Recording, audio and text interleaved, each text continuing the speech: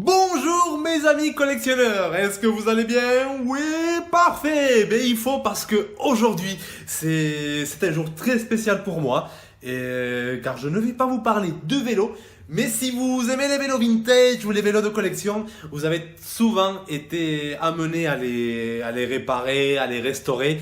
Donc quoi de mieux qu'un bon atelier pour justement les bricoler. Et c'est le sujet de la vidéo d'aujourd'hui parce que aujourd'hui, je vais créer mon atelier de rêve. Donc c'est vraiment un jour, je suis très ému, c'est un jour très important et je vais partager ça avec vous. Donc ça va être, vous allez voir la création de mon atelier du début jusqu'à la fin, une vidéo inédite à ne pas rater. Voilà, vous allez pouvoir voir les difficultés que je rencontre et vous allez sûrement pouvoir vous inspirer de mes idées pour la création de votre atelier ou l'amélioration si vous en avez déjà un. Et voilà. Bon les gars, on n'attend pas plus. J'ai hâte de commencer, j'ai beaucoup de travail. Et voilà, c'est parti. Allez, allez.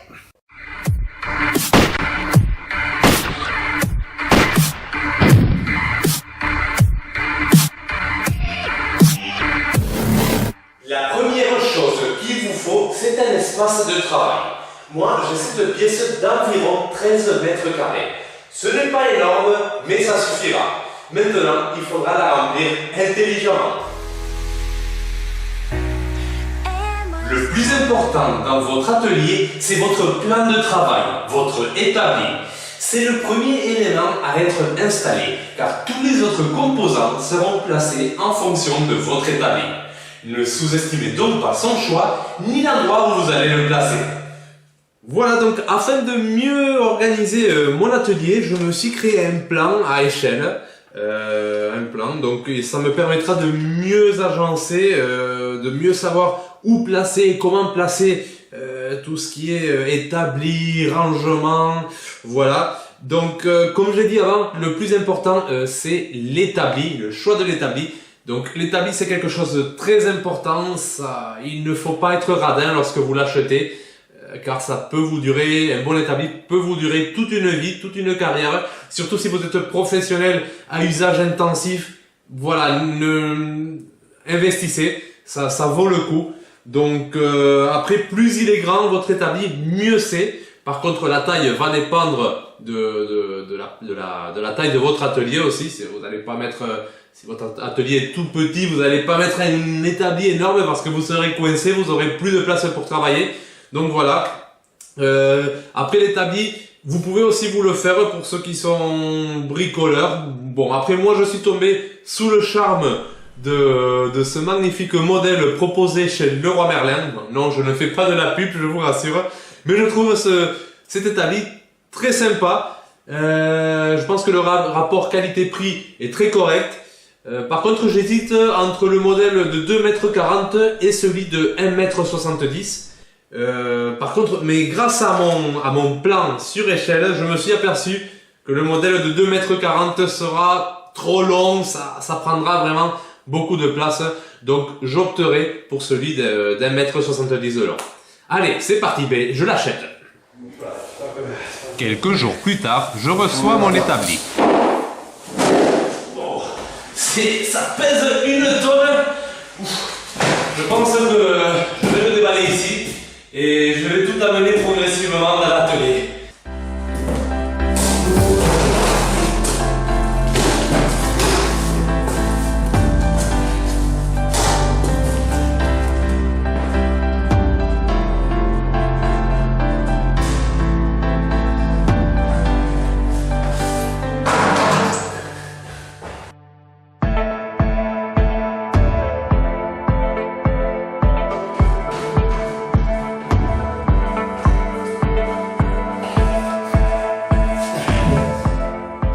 Tout est enfin prêt, il est temps de remonter tout ça.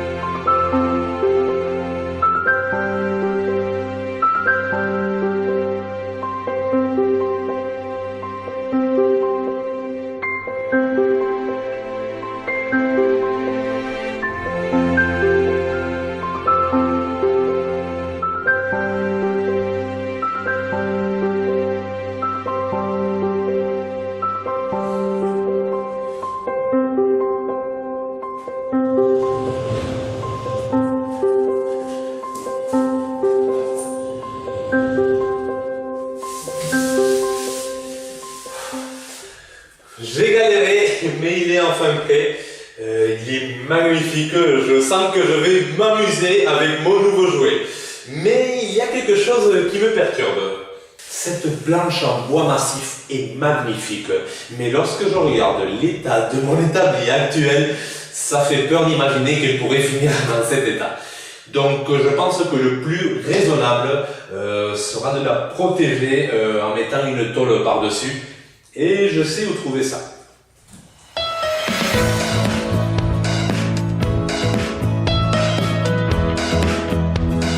Voilà ce qu'il me faut. Je profite aussi pour prendre un bon nombre de bacs de rangement.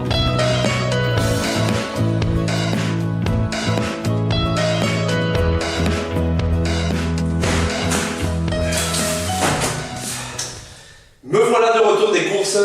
Il est temps d'installer ça afin de protéger la table en bois. Donc il faudra découper à la bonne longueur. Et après, je pense, je ne vais pas percer pour ne pas abîmer la planche en bois. Je pense qu'avec de l'adhésif double face, ça suffira. Allez, c'est parti!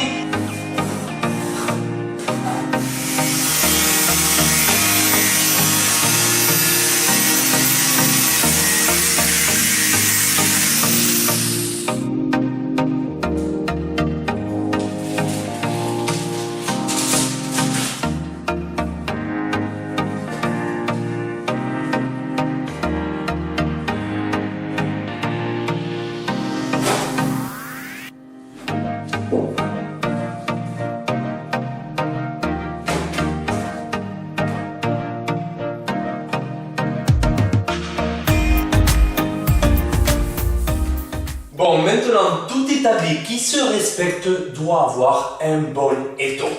Donc moi j'ai acheté un magnifique étau Peugeot. Donc quand j'ai vu la marque Peugeot, ça m'a fait penser de suite au vélo Peugeot. Donc j'ai craqué. Bon, c'est un étau en fonte. Normalement, les étaux en acier, ils sont meilleurs, de meilleure qualité. Mais celui-là, bon, c'est déjà un haut de gamme. Et il m'assure qu'il est incassable. C'est une fonte spéciale, une fonte haut de gamme, incassable. Donc voilà, bon, en fait je l'ai acheté pour le logo Peugeot, pour la marque Peugeot. Mais bon, donc maintenant il faut installer ça. Installer un étau, ce n'est pas quelque chose de très facile. Heureusement, on a notre ami youtubeur Frédéric Guibal qui a une chaîne YouTube magnifique de Vintage Bike Factory. Donc je vous la conseille car si vous aimez les vélos vintage, il y a plein de tutos de comment les restaurer en détail. Donc très bonne chaîne. Donc ce que je vais faire, c'est que je vais voir sa vidéo, je vais suivre ses conseils et après je me lancerai dans l'installation de ce magnifique étau. Allez! Ici, moi, mon étau, il est fixé avec 3 points de fixation. On ne bouge plus. Donc je vais positionner les boulons. Il rentre très mal, donc comme je vous avais dit. Bon, grâce au conseil de notre cher ami Frédéric, je pense que je suis devenu un expert dans la pose d'un étau. Donc je vais mettre en application ces conseils et croisons les doigts.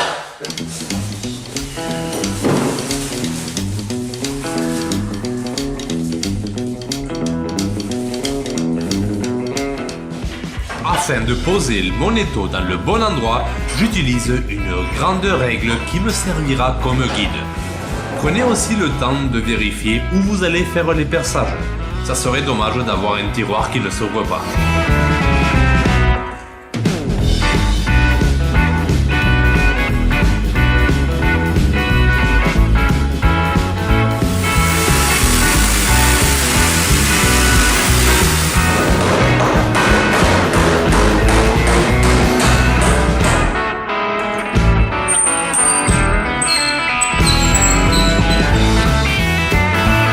Franchement, dans la vidéo de Frédéric, ça avait l'air beaucoup plus simple. J'ai un peu galéré avec les trous. Bon, on n'a pas vu Frédéric faire les trous, mais je pense que c'était pas si simple comme il décrivait. Hein. Il nous a eu, hein. Mais bon, là c'est prêt. Et bon, il reste qu'à installer tout ça et c'est presque fini.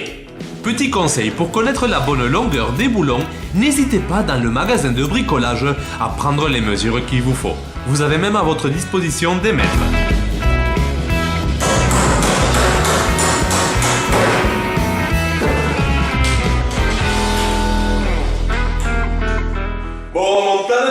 est prêt, il est temps d'installer le râtelier.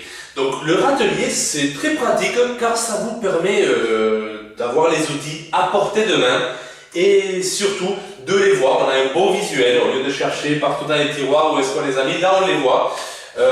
Mais principalement il s'agit d'un tableau où l'on expose ces outils les plus coûteux et les plus sophistiqués afin d'impressionner les collègues ou de justifier les prix élevés des réparations. Donc si vous regardez chez les réparateurs de vélos, normalement ils prennent soin dans la présentation du râtelier car c'est une exposition d'outils principalement. Donc bon, c'est parti.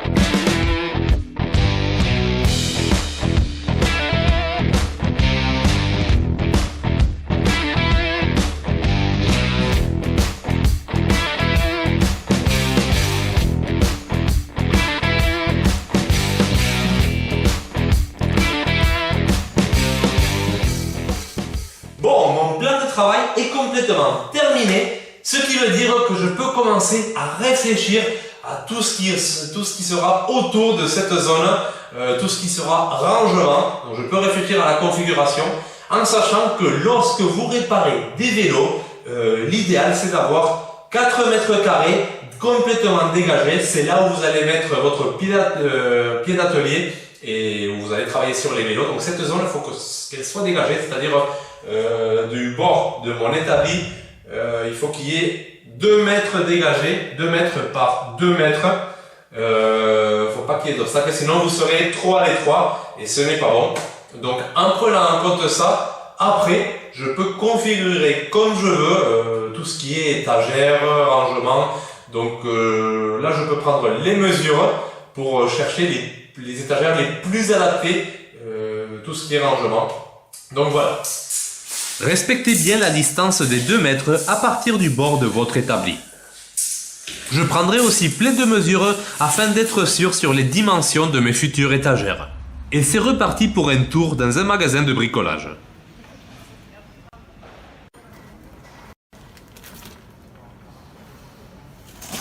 Bon, les fêtes toujours un peu salés quand vous allez dans les magasins de bricolage, mais bon, c'est le prix à payer pour avoir un bon atelier.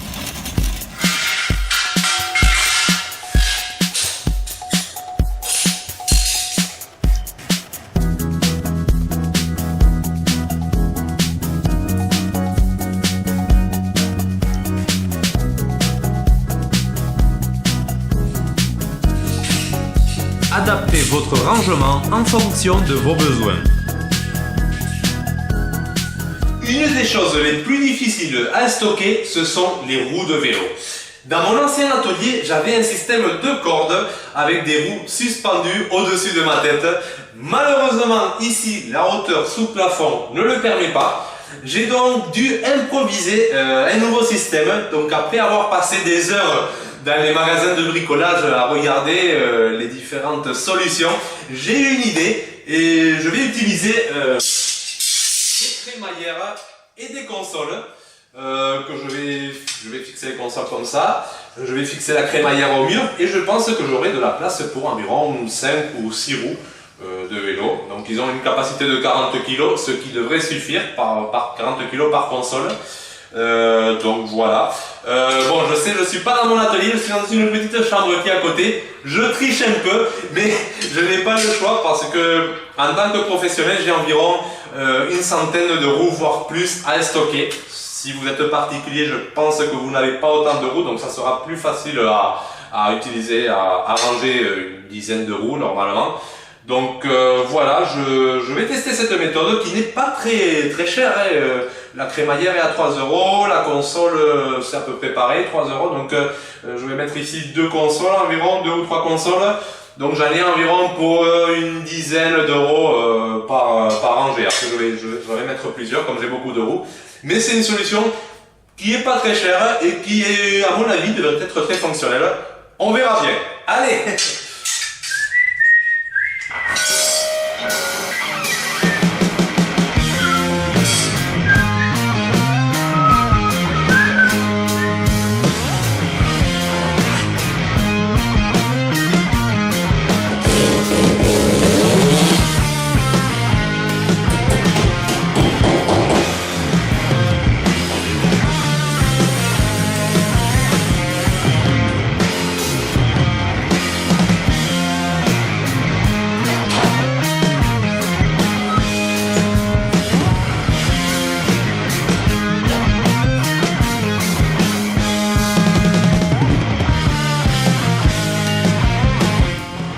Une grille peut servir parfaitement pour accrocher vos cintres.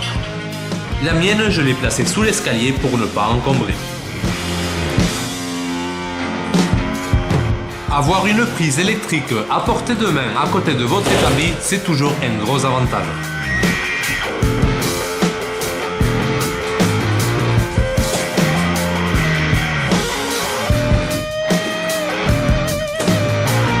On dirait que je me prépare pour la guerre avec toutes ces chambres à air.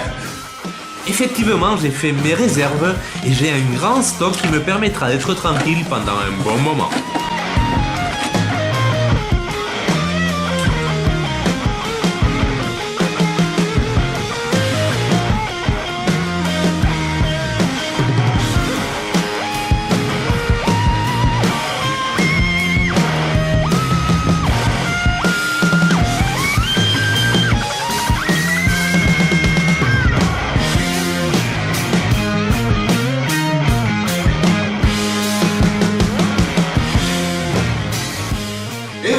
Mon atelier est enfin terminé. Ça n'a pas été facile, ça a été très long, très épuisant. Mais là, j'ai enfin ma récompense. Et j'ai vraiment hâte de débuter avec les réparations de vélo. Parce que vraiment, pour moi, c'est un atelier de rêve. On peut toujours mieux faire, c'est vrai. Mais franchement, je pense que j'ai fait quelque chose de vraiment fonctionnel. Et en plus, l'avantage c'est que j'ai fait tout moi-même. Hein. Il y a beaucoup d'ateliers vélo très grands qui passent par des architectes d'intérieur et tout ça pour tout leur aménager. Ici, pas besoin. Je pense que ça suffit très bien, que c'est déjà très réussi. Dites-moi en commentaire ce que vous pensez. Est-ce que vous aimez mon atelier? Est-ce que vous voulez travailler dans un atelier comme celui-là? Moi oui, hein. En tout cas moi je suis content. Je pense que je l'ai fait de la meilleure façon que je savais et que j'ai pu. Et je trouve qu'il est vraiment fonctionnel. Car si je veux un pneu, j'en ai un ici. Si je veux un dérailleur, j'en ai ici. Si je veux du câble, des gaines, j'en ai ici. Tout est à portée de main. Mes outils, mes pièces de rechange, mes pneus, mes roues, tout est à côté. Je perds pas mon temps à aller dans un endroit à un autre. Maintenant, dans les magasins actuels, c'est très à la mode de faire des ateliers épurés, on dirait une salle de chirurgie. On sait même pas où il y a les pneus, on voit rien, tout est épuré. Non, ici c'est un atelier pour travailler, pour des vrais techniciens, pour des vrais réparateurs, pas pour les bobos parisiens. Donc il y a certains qui vont pas m'aimer, je sais, mais c'est pas grave. Voilà, donc un vrai atelier. Après niveau investissement, oui, il y a eu un budget. Bon, on va pas vous le cacher. Le plus cher, ce sont les pièces. Les pièces, c'est un investissement pour un technicien cycle. Si vous faites ça niveau amateur pour vos vélos personnels, pas besoin d'avoir tout ça. Vous avez votre vélo à vous et vous le bricolez. Si vous faites du vélo vintage, encore moins de pièces. Il faut juste certaines, mais ce ne sont pas de gros investissements. Après, quand vous allez dans les vélos un peu plus modernes, avec chacun son boîtier de pédalier à part et tout ça, voilà, ça commence à se compliquer. Donc après, où j'ai investi de l'argent, c'est dans mon établi. Pour moi, c'est une pièce essentielle. Il y a des gens qui se le font eux-mêmes, c'est très bien, très bien. Moi, je me sentais pas j'en avais pas ni la patience, ni... Voilà, j'ai vu celui-là, j'ai craqué, j'ai investi là-dedans dans mon établi. Après, vous pouvez vous le faire, vous pouvez avoir des bons établis. Pour le rangement des pneus, je pense avoir fait quelque chose de... Voilà ce qui se fait pour les voitures, hein, dans les garages de voitures, on les stocke comme on peut, on va dire. Les roues c'est le plus compliqué. Donc j'espère que mon système de crémaillère avec les consoles ne vous aura plu. Je pense que c'est original et ça, quand on n'a pas une hauteur sous plafond, c'est une solution qui permet de les ranger parce que c'est très facile de stocker des jantes quand il n'y a pas les rayons et les axes et les moyeux. Mais quand on a des roues toutes montées, c'est pas évident de les ranger. Et je pense que la solution que j'ai trouvée, c'est la plus adaptée. Si vous avez d'autres idées, n'hésitez pas à me le dire. Après, il en existe d'autres solutions, mais elles sont très onéreuses. Et je pense que pour pas cher, j'ai eu un très bon résultat. Voilà. Donc là, je suis tout prêt, tout excité. Et voilà, l'épisode d'aujourd'hui est terminé. Moi, je vais commencer à travailler parce qu'on m'attend. Là, j'ai eu mon atelier qui a été fermé pendant un moment pour faire le déménagement. Là, tout est prêt. Donc voilà, tout le monde m'attend. Il faut que je me mette au travail très vite parce que j'ai du retard. Et voilà, donc n'hésitez pas à liker, à me laisser vos commentaires. Et nous, on se retrouvera bientôt dans un prochain épisode de Bicycle Collector.